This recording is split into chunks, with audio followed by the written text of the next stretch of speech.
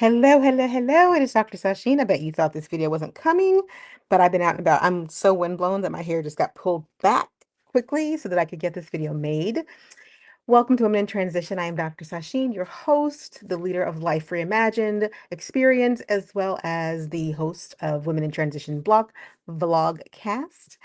Here to talk to you, my women in transition. I'm talking to women of the Gen X generation, but if your life is in transition in any way and you feel like you're going from one chapter to the next and there's a bridge in between, join us on the bridge because we're here to talk to you and help you get across. The title of this is Because You Want to. And I'm going to talk to you today about why it is entirely okay to decide that even though the world is burning, you can still choose what you want to do. Because it feels like with so many irons and fires right now that there is a push to do what everybody else is doing. But I want to remind you, and I get reminded about this sometimes when people like to say, well, this historical figure did this. That historical figure had to go against the grain, and a lot of them went to prison to be the person that you see in the history books that we hold up, right? Like we forget that the revolutionaries of history that we look to for inspiration at the time were being hunted by people. They weren't being uplifted in the ways that we uplift them posthumously, right?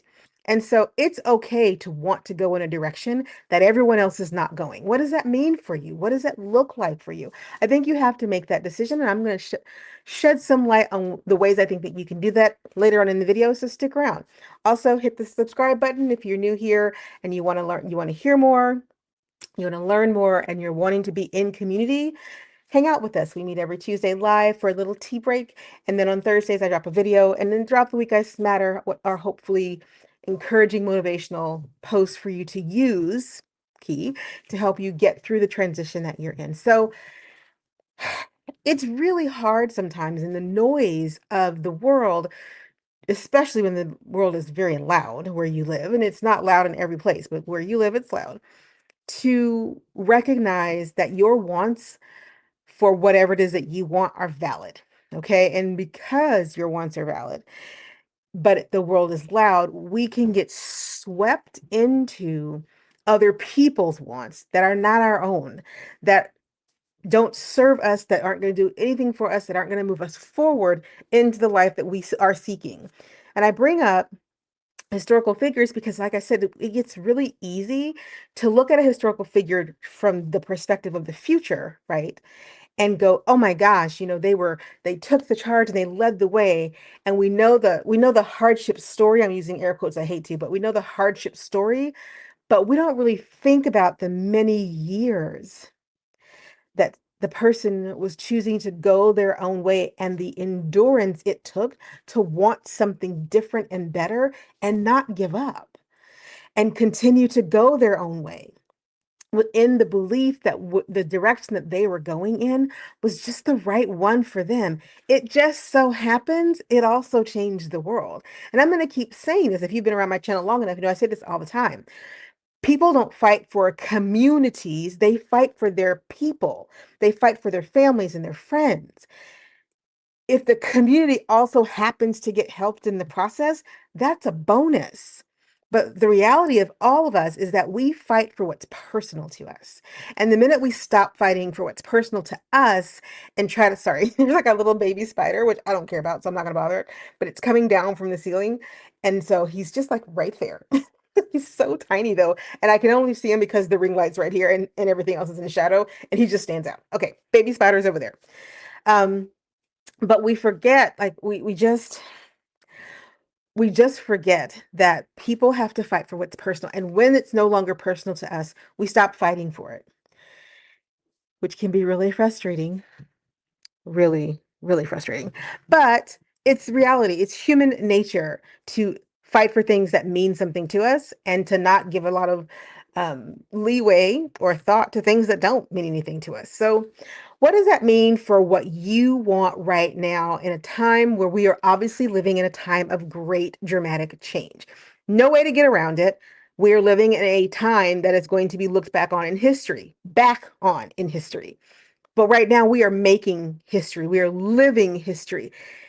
I'm going to say to you, you need to live this history the way that gets you what you want, that gets you where you want to be.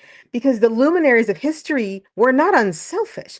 And it's so wild to me right now how people are saying, well, if you don't fight this way, you're very selfish. Babies, people in history that we look up to, that we point to and say, we need to be more like them, those people were inherently selfish. They had to be.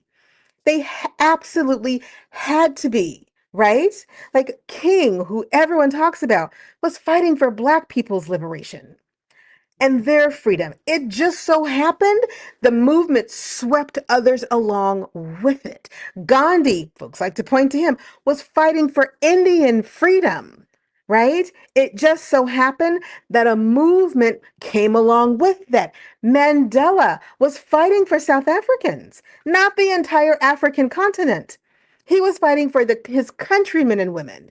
And it just so happened that others got swept for. You can tell how passionate I am about this because I feel like people miss the selfishness inherent in everything that we do and that it's necessary. We have to be selfish or else we get martyrs.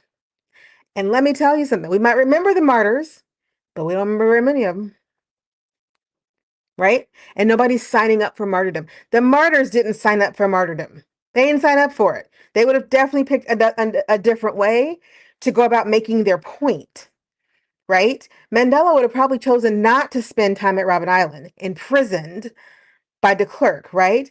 King would have probably chosen to still be around with his family. So I want us to think about what is it that you want at this stage in your journey? What is the goal that you're trying to get to for your life?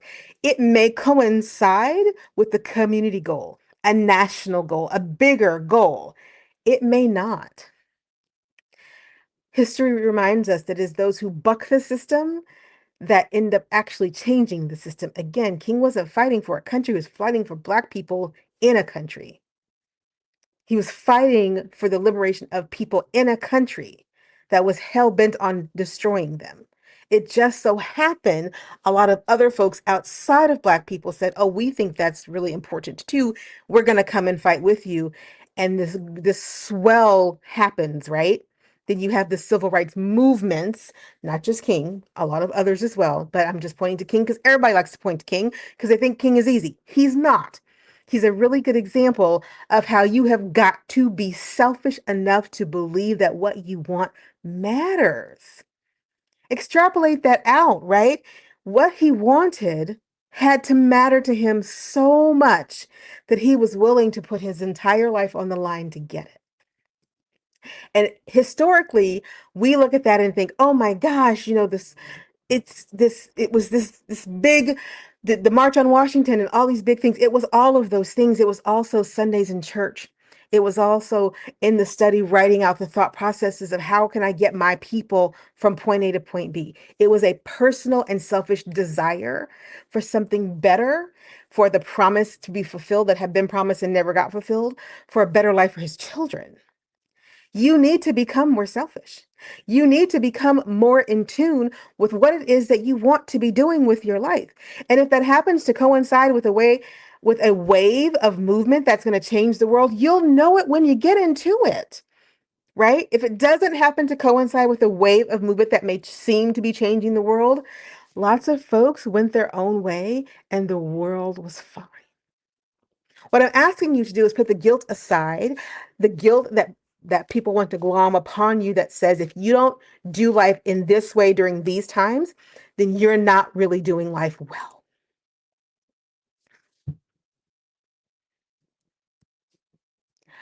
I have choice words for people like that. What I will say is what I tend to say out loud as opposed to what's in my head is that there's a short walk that you could take, a long walk that you could take off a short pier, and maybe you'll be happier over there. I don't know what to tell you. If you think about your wants and desires, we've talked about this in the past and we'll talk about this all the time. The pillars of your life are based around what I want, what I need, what I desire. Somewhere around here's my Venn diagram. I'll have to find it. When we get to the center of our Venn diagram, that is the sweet spot, the place where our wants, our needs, our desires connect, right? If you don't live from that place of selfishness, then everything that you want, need, and desire is pointless because you're never going to feel satisfied with it. You're never going to feel satisfied because you didn't practice your life from a place of your personal wants, needs, and desires. The intersection of your wants, needs, and desires, the intersectionality of your wants, needs, and desires. Let them call you selfish. Let them say terrible things about you. They do about everybody. Let them castigate you and want to talk down to you and guilt and shame you into a course of action that doesn't fit with you. Now, just let them do it. You will gain so much by remembering that what you want, the Venn diagram that crosses between wants, needs, and desires, my personal wants, needs, and desires, what I want is what I have to fight for. And it may be that I'm going to burn the whole world down to get what I want. We see that happening, don't we? It may mean that I'm going to build the whole world up to get what I want. We see that happening, don't we?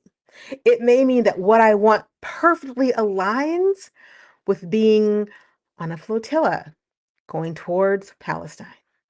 It may mean that what I personally want, need, and desire perfectly aligns with moving my family out of the United States and into a country where they are not vilified for the color of their skin.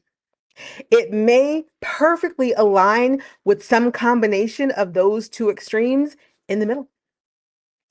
It may perfectly align with deciding to plant yourself from a red state to a blue state and getting involved locally in communities, because there are a lot of communities in this country and they're not all going to hell in the handbasket, despite what mainstream media wants you to believe. It may mean that you choose to live in your community, but choose to live it a different way because what you want is there and you're willing to do whatever it takes to get your wants, needs, and desires met there. You see where I'm going with this?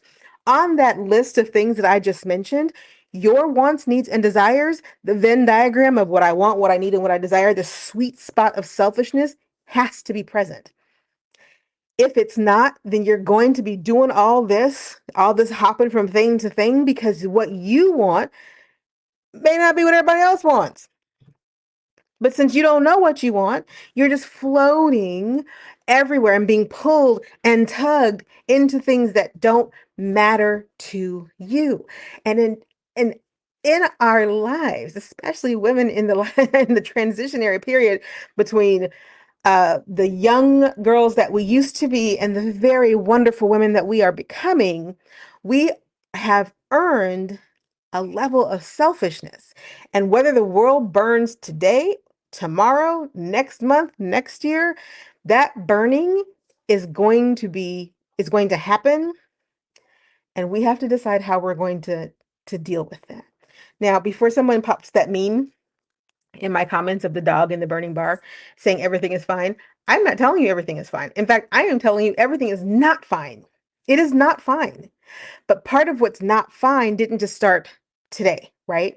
Part of what's not fine in our lives didn't just happen a year ago next month, November the 5th. Part of what your life has to begin to reflect is if everything had gone the way I wanted it to a year ago, great. It didn't. If you're on my channel, it didn't. Okay. At the ripe, beautiful age of whatever you are, but since I'm talking Gen X, somewhere in our late 40s, early 50s, right? Come on now. We have lived through the cycles of a lot of different things, and we can see history repeating itself in some very unfortunate ways.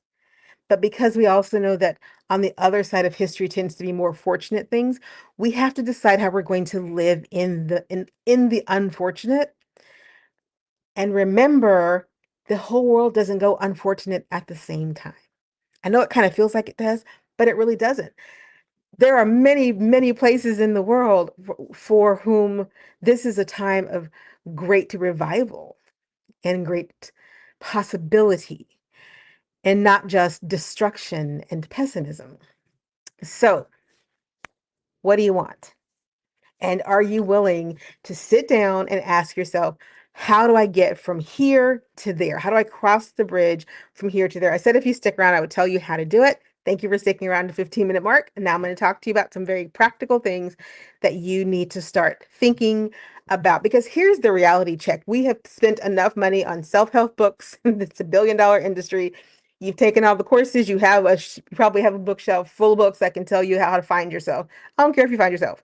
You're in your 40s, like late 40s, early 50s. You have found yourself. The myth that you are looking for yourself is just that. It's a myth. You already know who you are. You may not like who you are, or you may not be comfortable with who you are, but there's no need to go out and find yourself. Yourself isn't lost. Yourself is not lost. So how do you get selfish enough? You sit down with a piece of paper, put the books on the shelf, put them away. You sit down with a piece of paper and you ask yourself the very simple question, what do I want? And you answer that question, and then you ask it again, and you answer it again. And in my client calls, when I'm working with women, I make them do that 7 times. I make them ask that question 7 times, and we unpack every single time. What do you want? I want blah, blah, blah, blah, blah, blah. Okay, now what else do you want? I want blah, blah, blah, blah, blah, blah. Great. Now what else do you want? Oh, it's getting harder, right? Because by the time you hit the fourth, what do I want? The superficial stuff is now on the table. Now we need to get deeper. Now we need to figure out if the road that you're walking on is the one that you really intended to be on at all. By the sixth time, we've reached some real information that we can do something with. So do that exercise for yourself. Guide yourself through the process of what do I want? Answer.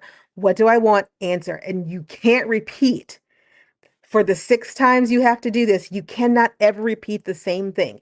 In fact, they need to be distinct answers each time. And what you will start to find out is about the third time, you've run out of the superficial stuff, right? The trappings that you think make you feel good or that look like the life you're supposed to lead. And then you got to start digging a little deeper, because once you get past the trappings of the superficial, then the soul can start to talk to you about what it is it really wants you to be doing with it. And then once you can get on that road, the next couple of times you ask yourself that question, get closer to the core of your Venn diagram, the selfish core that says, well, what I really want is to be able to provide for my family the kind of life that allows 7 generations of my lineage to live in peace. And I want to do that from this place. You don't get to that answer until you clean out the chaff, right? You have to separate the wheat from the chaff. Until we clean out the chaff, we can't get to the wheat. Until we clean out the chaff, we can't make the bread. So this is your homework. You're supposed to take your journal. If you're writing your journal, you can use your audio journal. You can use a journal on paper. And you're going to get in there, and 6 times you're going to say, what do I want? And you're going to write a paragraph, and you're not going to think about it. The next time, what do I want? Paragraph. Not going to think about it. Next, and you're going to do this in one sitting. So clear your schedule for an hour. Be selfish enough to give yourself an hour to sit down and ask yourself some very basic but hard questions. Not who am I? Child, you know who you are. But what do I want? Be honest, be clear, and don't repeat the answers. By the time you get to the end, you're going to have a much better sense of what you really want, what you really, really want. Thank you for tuning in. I appreciate it. Please click like, subscribe, and share if you know someone who needs to hear this message, who's struggling with the idea that maybe what they want is at odds with what the world says they should be wanting right now. This message is for them. This message may be for you. Join us on Tuesdays if you have a time, if you have time.